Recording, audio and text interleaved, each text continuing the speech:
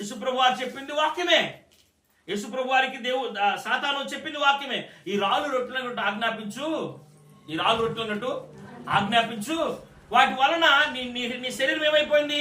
నలిగిపోయింది. నీ శరీరం కృషించిపోయింది. నీ శరీరం బలహీనంగా ఉంది. కాబట్టి నువ్వేం చేయాలంటే నువ్వు ఈ రాళ్ళు రొట్టెలకు ఆజ్ఞాపించి వాటిని తిను అని. ఈ మనిషి ఏం చేయాలా? క్షయమైన దాన్ని కోరుకున్నాడా, అక్షయమైన దాన్ని కోరుకున్నాడా? చెప్పండి. క్షయమైన దాన్నా అక్షయమైన దాన్నా?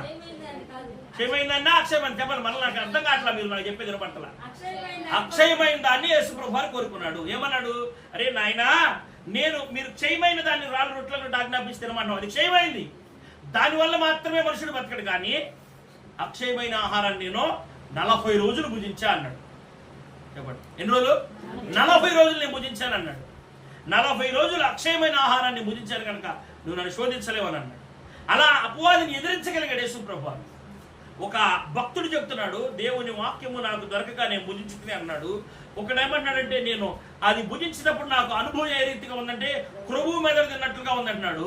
మరొక ఆయన ఏమన్నాడంటే, అది తేనె కంటేను జుట్టు తేనె దారాల కంటేనూ మధురమైనది, పాల కంటేనూ మధురమైనది అన్నాడు. ఇక్కడ నేను ఒక మాట చెప్తా, ముగ్గురిని విభజిస్తా.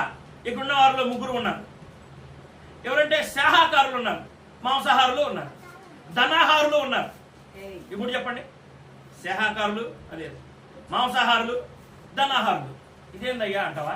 చెప్తా. అదే బైబిల్లో చెప్పాడు యేసుప్రభు. ఏం చెప్పాడంటే, వాక్యం ఏమైందంటే, ఒక ఆయన అన్నాడు క్రొవ్వు మెదడు అన్నారు. అది దేనికి చెందింది? మాంసాహారానికి చెందింది. ఇంకొక ఆయన ఏమన్నాడు, తేనె కంటేను జుట్టు తేనె దారాల కంటేను మధురమైంది, పాల కంటేను మధురంగా ఉంది అన్నాడు. అదేంటి? శాకాహారం. ఇంకొక ఆయన ఏమన్నా అంటే, బంగారం కంటేను మేలిమి బంగారం కంటేను కోరదగింది. ఇప్పుడు చెప్పండి, ముగ్గురు ఇక్కడ ఉన్నారా లేరా?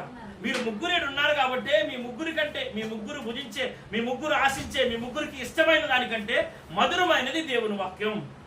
మధురమైనది దేవుని వాక్యం. ఈ మధురమైన దేవుని వాక్యాన్ని మనం మొదట స్వీకరించాలా? దానికి లోబడాలా? దేనికి? చెప్పండి. దేవుని వాక్యానికి లోబడాలా. దేవుని వాక్యానికి లోబడిని ఎవ్వరి అడియాశ కూడా తీరదు. అంతేనా? దేవుని వాక్యానికి భిన్నమైనది ఏది కూడా నిన్ను పరలోక రాజ్యానికి చేరదు. నీ అక్కర తీర్చదు, నీ ఆశను తీర్చదు. తీర్చుదా? చెప్పండి. నీ ఆశను అక్కరను తీర్చుదా? తీర్చదా? తీర్చదు.